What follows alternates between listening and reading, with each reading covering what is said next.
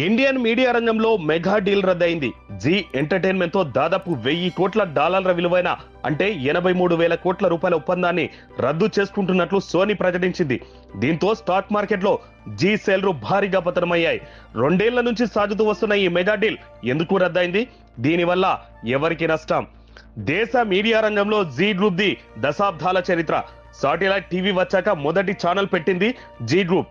ఆ తర్వాత ఒక్కొక్క మెట్టు ఎదుగుతూ ప్రైవేట్ శాటిలైట్ టీవీల్లో అగ్రగామి అయింది. ఆ తర్వాత న్యూస్ ఛానల్ విభాగంలోనూ అడుగుపెట్టిన జీ దాదాపు ప్రతి భాషలోనూ తన మార్కు చూపించింది. అటు సోనీ కూడా భారత్ లో తన కార్యకలాపాలను క్రమంగా విస్తరించింది. ఎంటర్టైన్మెంట్ తో పాటు స్పోర్ట్స్ విభాగంలోనూ తన ఛానళ్లను నెలకొల్పింది సోనీ.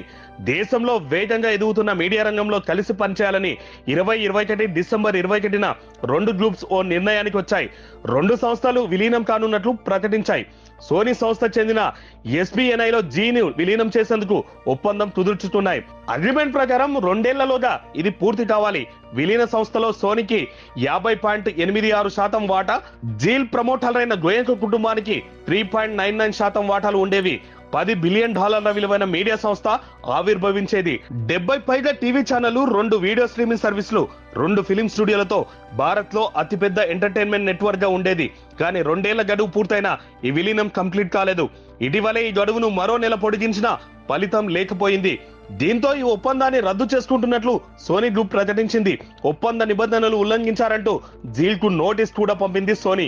దాదాపు 750 కోట్ల బ్రేకప్ ఫీజు పంపాలని డిమాండ్ చేసింది. తమకు ఈ నోటీసులు అందినట్లు జీ కూడా ధృవీకరించింది. అయితే విలీన ఒప్పందం పూర్తి చేసేందుకు తాము నిబద్ధతతో అన్ని ప్రయత్నాలు చేశామని, తమ నుంచి ఎలాంటి తప్పు జరగలేదని జీల్ ప్రకటించింది. ఒప్పందం కోసం ఇప్పటికే తాము 366 కోట్లు ఖర్చు పెట్టామని చెప్పింది. డీల్ రద్దుపై తాము కూడా చట్ట ప్రకారం ముందుకెళ్తామని చెప్పింది జీ. అయితే ఈ ఒప్పందం రద్దు కావడానికి ప్రధానంగా పునీత్ గోయంకనే కారణమని తెలుస్తోంది.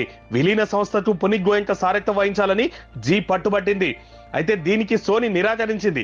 ఇటీవలే కంపెనీ నిధుల్ని మళ్లించారన్న కారణంతో జీ ఎంటర్టైన్మెంట్ వ్యవస్థాపకులు సుభాష్ చంద్ర, ఆయన కుమారుడు పునీత్ గోయంకపై సెబీ కఠిన చర్యలు తీసుకుంది.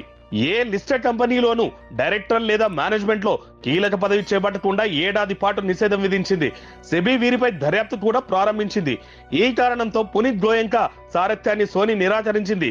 దీంతో రద్దు దాకా వెళ్ళింది ఒప్పందం రద్దుతో ముఖ్యంగా జీకి కష్టాలు చుట్టుముట్టొచ్చు. ఇప్పటికే జీ గ్రూప్ ఆదాయం, లాభాలు గణనీయంగా తగ్గిపోతున్నాయి. సోనీతో డీల్ రద్దు కావడంతో ఈ సమస్యలు మరింత పెరిగే అవకాశం ఉంది. ఇప్పటికే రిలయన్స్ ఇండస్ట్రీస్ తో వాల్ట్ డిస్నీ ఇండియా విలీనం అవుతున్న వార్తలు వస్తున్నాయి. ఒకవేళ ఒప్పందం కుదిరితే మీడియా రంగంలో పోటీ మరింత పెరగొచ్చు. ఇక కొన్ని క్రికెట్ ఈవెంట్ల ప్రసారం కోసం డిస్నీలో భాగమైన స్టార్ తో జీల్ కు ఒప్పందం ఉంది. దీనికోసం వచ్చే 4 ఏళ్లలో దాదాపు $1.4 బిలియన్ చెల్లించాల్సి ఉంది. సోనీతో డీల్ రద్దుతో దీనిపైన ప్రభావం పడే అవకాశం ఉంది. అటు సోనీకి కూడా ఈ డీల్ రద్దు నష్టమే. ప్రాంతీయ భాషల్లో సోనీకి పట్టు లేదు.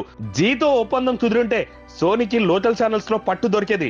ఇప్పుడు భారతీయ భాషల్లో ఛానళ్ల కోసం సోనీ కొత్త వ్యూహాలు రూపొందించుకోవాల్సి వస్తుంది. ఇలాంటి ఇంట్రెస్టింగ్ న్యూస్ కోసం ప్లీజ్ సబ్స్క్రైబ్ జిందగీ మీడియా.